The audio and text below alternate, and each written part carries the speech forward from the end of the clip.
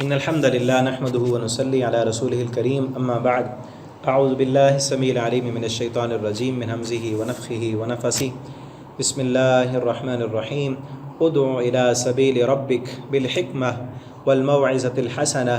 وجادلهم بالتي هي أحسن إن ربك هو أعلم بمن ضل عن سبيله وهو أعلم بالمهتدين۔ ترجمہ قرآن کے سبق میں آج انشاءاللہ سورۃ النحل آیت نمبر 125 سے ہم پڑھیں گے،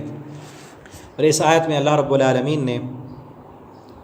دین کی تبلیغ کرنے کی حکمت بتائی ہے، طریقہ بتلایا ہے کہ اللہ رب العالمین کے راستے کی طرف، اللہ کی طرف، دین کی طرف، اسلام کی طرف اگر لوگوں کو تم نے بلانا ہے تو طریقہ کیا ہونا چاہیے؟ ادعو، آپ بلائیں، الی سبیل ربک، اپنے رب کے راستے کی طرف، بالحکمہ،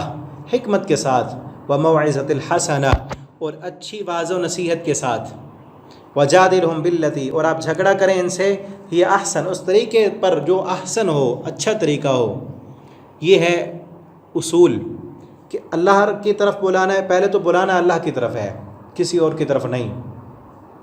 اپنی قوم کی طرف نہیں، اپنی برادری کی طرف نہیں، اپنے امام کی طرف نہیں، کسی اور مذہب کی طرف نہیں، بلکہ کس کی طرف؟ الی سبیل ربک، رب کے راستے کی طرف، جو جنت کی طرف جاتا ہے، وہ سیدھا راستہ ہے، اور وہ کیا ہے؟ قرآن اور حدیث، اس کی طرف لوگوں کو بلانا ہے، بالحکمہ، حکمت کے ساتھ، پوری دانائی کے ساتھ، کہ کب کس وقت کیا بات کرنی ہے، کس انداز سے کرنی ہے، اور کس کو کون سی بات کرنی ہے، لوگوں کے ذہنوں کا معیار دیکھ کر ان سے گفتگو کرنی ہے کہ یہ لوگ، ان کا ذہنی معیار کیا ہے، کیا یہ اس طرح کی گفتگو سمجھ سکیں گے یا نہیں، ٹھیک ہے نا؟ ایک انسان، اس کا ذہنی معیار ہی اتنا نہیں، آپ اس کے سامنے دین کی باریکیاں اور ایسے ایسے مسائل بیان کریں جو اس کی سمجھ سے بھی بالا تر ہوں، تو وہ کیا سمجھے گا اسے؟ وہ جس ذہن کا مالک ہے، جس طرح کی اس کی ذہنی سطح ہے، اس سطح کی گفتگو کریں اس کے ساتھ، تاکہ وہ سمجھ سکے، وہ اسلام کی طرف راغب ہو، اس کے سامنے اسلام کی حقانیت واضح ہو۔ اب ایک بندہ، وہ عام بیچارہ سا، نہ اس نے کچھ پڑھا، اسکول نہیں گیا، وہ دیہاتی ہے، اس کے سامنے آپ دین کی باریکیاں اور قرآن نے جو سائنس کی باتیں بیان کی ہیں وہ آپ اس کے سامنے بیان کرنے لگ جائیں، اسے کیا سمجھ آئے گی؟ اور دین کے اصول اور عقائد کی باریک بحثیں وہ اس کے سامنے بیان کریں، تقدیر کے مسئلے اس کے سامنے چھیڑیں، یا آیات متشابہات جو ہیں وہ اس کے سامنے بیان کریں، اس کو نہیں سمجھ آئے گی۔ وموعظۃ الحسنہ، اچھی نصیحت کریں اسے، وہ کیا ہے؟ کہ آخرت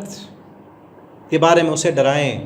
اسے یہ بتائیں کہ جو انسان کی فطرت کے مطابق جو چیزیں ہیں، اسلام پورا کا پورا فطرت کے مطابق ہے، کہ اسلام جو ہے وہ، اسلام نے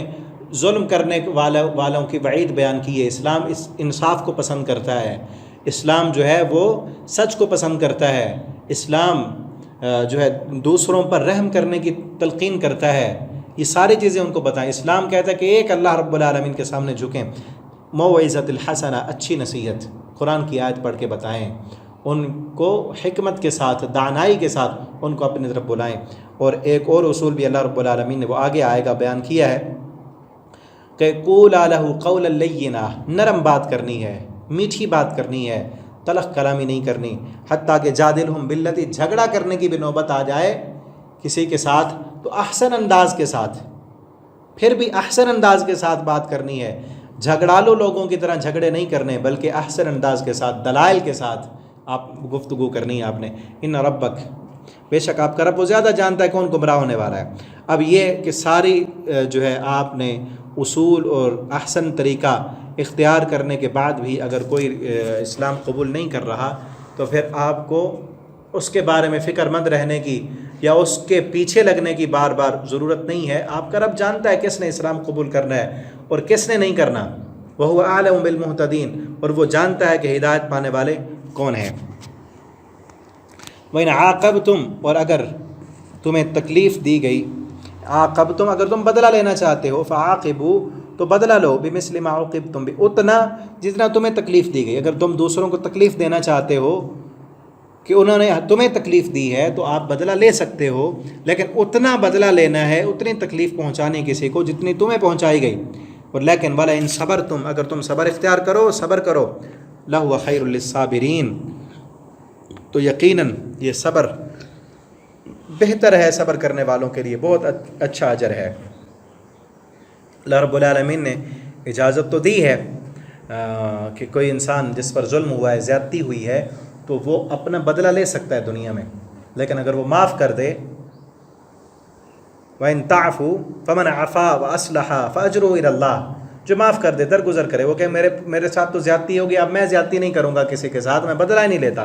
وَمَنْ عَفَا، وہ درگزر کرے، وَأَصْلَحَ، اور اصلاح کر لے، اگر بدلہ لے لے گا تو پھر صلح تو نہیں ہوگی، پھر تو جھگڑا آگے بڑھ جائے گا مزید، اور صلح کرے وہ، فَأَجْرُهُ عَلَى اللَّهِ، تو وہ معاف جو اس نے کیا اس کا اجر اللہ پر ہے، اللہ جو اسے اجر دے گا آخرت کے دن وہ اس پر خوش ہو جائے گا۔ تو ہمیں چاہیے کہ اگر کوئی ہم سے زیادتی بھی کر دے تو باوجود اس بات کے ہم حق پر ہیں، ہم جھگڑے کو چھوڑ دیں، لڑائی کو ختم کرنے والے بنیں اور صلح کرانے کی کوشش کریں۔ چاہے ہماری کسی سے لڑائی ہوگی یا دو بھائیوں کے آپس میں لڑائی ہے تو ان میں صلح کرانے والے بنیں، نہ یہ کہ ہم ان کی لڑائی کو بھڑکانے والے بن جائیں۔ کئی لوگوں کی عادت ہوتی ہے وہ اپنی قوم میں، قبیلے میں، وہ جو ہے ایک اس ایسے انسان کا کردار ادا کر رہے ہوتے ہیں جس کی وجہ سے لڑائیاں بھڑک اٹھتی ہیں، ایک کی بات سن کے دوسرے کو لگائیں گے اور دوسرے سے سن کر دو چار اپنی طرف سے ملا کر دوسرے کو آ کر بتائیں گے، وہ آپس میں لڑ پڑیں گے، اس کو کیا ملا؟ ایسے انسان کے لیے اللہ نے وعید بیان کی، وَيْلٌ لِكُلِّ هُمَزَةٍ لُمَزَةٍ۔ تو یہاں کیا ہے کہ اگر زیادتی ہوئی بھی ہے تو بدلہ لینے کی اجازت ہے، لیکن اگر فَمَنْ عَفَا وَأَصْلَحَ فَأَجْرُهُ إِلَى اللَّهِ، آپ معاف کر دیں گے، آپ درگزر کریں گے تو اللہ کے ذمے آپ کا اجر ہے، اللہ ضرور اجر دیں گے اس کا آپ کو۔ تو اصلاح کرنے والے بنیں، دوسروں میں صلح کرانے والے، لڑائیاں ڈالنے والے نہیں، پھوٹ ڈالنے والے نہیں، مسلمانوں کو آپس میں جوڑنے والے، ان کے درمیان صلح کرانے والے، صلح کرانے کا کردار ادا کریں۔ وَلَئِن صَبَرْتُمْ لَهُوَ خَيْرٌ لِّلصَّابِرِينَ، وَاصْبِرْ، آپ صبر کریں۔ نبی کریم صلی اللہ علیہ وسلم کو کہا جا رہا ہے، اے پیغمبر آپ کو یہ تکلیفیں دے رہے ہیں، پیچھے آ گئے نا، تکلیف پر بدلہ تو لے سکتے ہیں لیکن آپ صبر کر دیں گے، آپ چھوڑ دیں گے، آپ اصلاح کریں گے تو آپ کو اللہ اجر دیں گے، آپ صبر کرتے رہیں ان کی باتوں پر۔ وَمَا صَبْرُكَ إِلَّا بِاللَّهِ، اور نہیں ہے آپ کا صبر مگر اللہ کے ساتھ، اور صبر بھی اللہ کی توفیق سے، اللہ سے توفیق مانگیں صبر کی۔ وَلَا تَحْزَنْ، آپ غم نہ کریں۔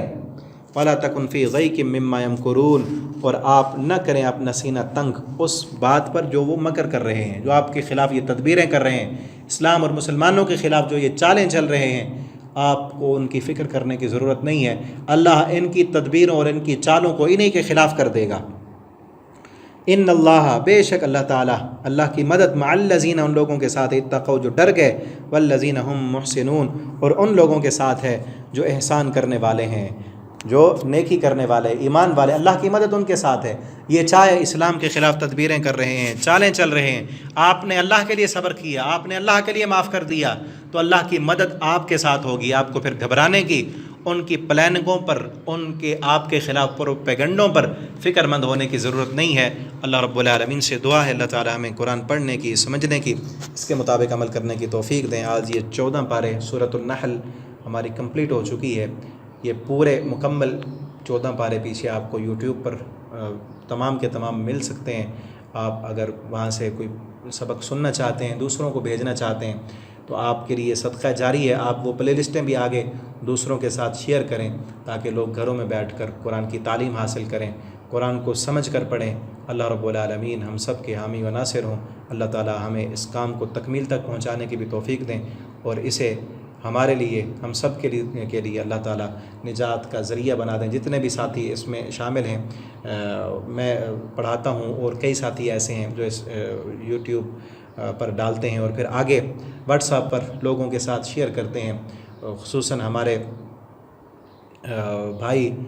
شفیق صاحب، اللہ رب العالمین انہیں صحت ایمان والی زندگی دیں اور اس کام کو اللہ رب العالمین ان کے لیے صدقہ جاریہ بنا دیں۔ وہ اس کو یوٹیوب پر بھی ڈالتے ہیں، آگے واٹس ایپ گروپس میں بھی، فیس بک پر بھی وہ شیئر کرتے رہتے ہیں، اور اللہ رب العالمین ان کے لیے اس کام کو صدقہ جاریہ بنائیں، ان کی اولاد کے لیے اللہ رب العالمین اس کام کو جو ہے ذریعہ نجات بنا دیں۔ یہ صدقہ جاریہ اللہ رب العالمین